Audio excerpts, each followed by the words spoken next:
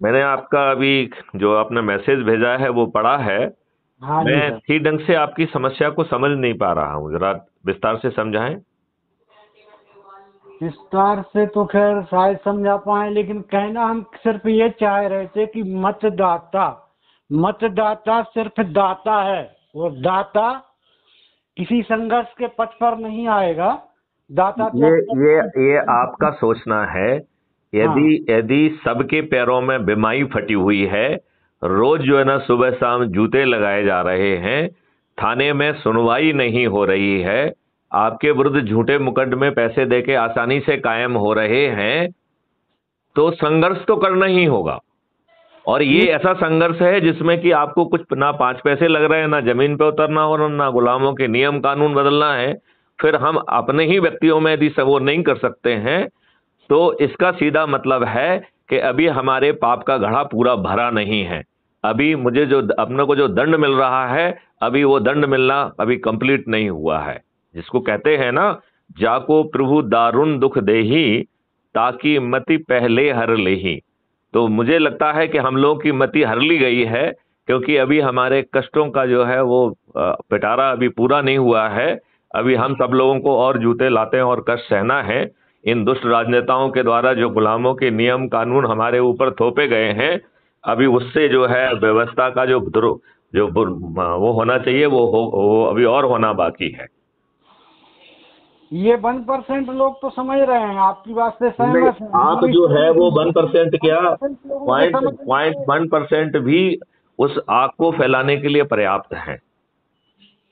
ये बताओ, आज आप जो है ना बरसों तक दरी बिछाते हैं, बरसों तक जो है कुर्सियां लगाते हैं, होर्डिंग लगाते हैं, पोस्टर चिपकाते हैं, तब बड़ी मुश्किल से आपको जो है यदि पंच सरपंच का या टिकट मिल जाए तो बहुत बड़ी बात है। क्योंकि वो आपके टिकट को काट के, जो टिकट जो है कार्यकर्ताओं को मिलना चाहिए, वो अपराधियों और बाहुबलियों को मिल रहा है। इस व्यवस्था के तहत आपको सब कुछ मुफ्त में मिल जा रहा है। विधायक भी मुफ्त में बन जाओगे, सांसद भी मुफ्त में बन जाओगे, मंत्री भी मुफ्त में बन जाओगे, मुख्यमंत्री भी बन जाओगे, और कहोगे मैं कुछ भी नहीं करूंगा। तो फिर मेरा एक ही कहना है कि ईश्वर ने अभी आपको और दंड देने का मन बनाया हुआ है। और जो कहा गया है कि जाको प्रभु दारुण दुख देही, ताकि मति पहले हर लेही। तो अभी हम लोगों की मति हरी रहेगी, और हम लोग जो है ना मूर्ख बनते रहेंगे। ये राजनेता जो है, चाहे कांग्रेस हो चाहे भाजपा हो, सब मूर्ख बना रहे हैं।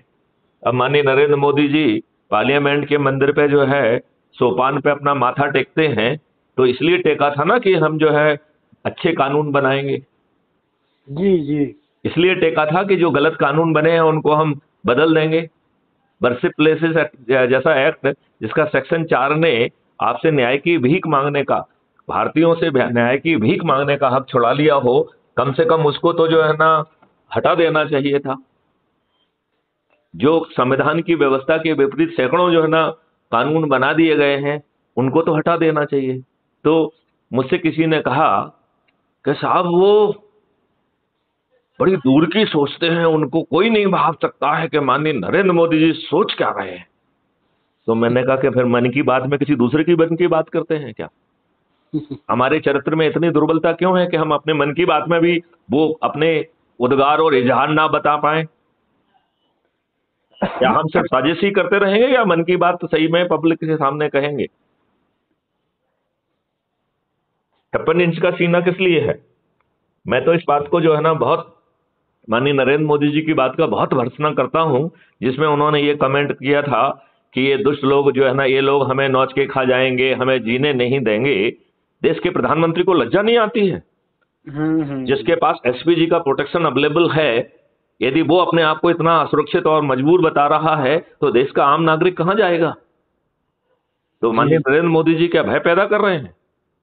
मैं आपको एक चीज और बताता हूं। मुझे जो है जय गुरुदेव मिशन के शर्मा जी ने एक बार मुझसे पूछा कि साहब, माननीय नरेंद्र मोदी जी कहते हैं कि उन्होंने चाय बेची है, जो उनका गृह नगर है वहां तो रेलवे स्टेशन था नहीं, और बोले अभी बन गया है जिसमें 4 ट्रेन ही रुकती हैं।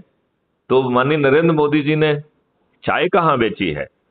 तो मैंने कहा भाई साहब, आप मुझसे क्यों पूछ रहे हैं, माननीय प्रधानमंत्री नरेंद्र मोदी जी से पूछिए। हाँ फिर हाँ। उन्होंने मेरे उनको काफी हतोत्साहित करने के बावजूद भी उन्होंने एक क्वेश्चन और दाग दिया। बोले आपको मालूम है माननीय नरेंद्र मोदी जी ने बनारस में कहा है कि उन्होंने 40 साल भीख मांगी है, तो मैं जानना चाहता हूं कि माननीय नरेंद्र मोदी जी ने भीख कब से कब तक और कहां मांगी है। तो मैंने कहा भाई साहब आप मुझसे क्यों पूछ रहे हैं, प्रधानमंत्री माननीय नरेंद्र मोदी जी से पूछिए ना। तो कोई कहता है कि माननीय नरेंद्र मोदी बड़े दूर की सोचते हैं, तो फिर मन की बात में किसी दूसरे के मन की बात करते हैं क्या? नहीं नहीं, आप मुझे बताइए ना।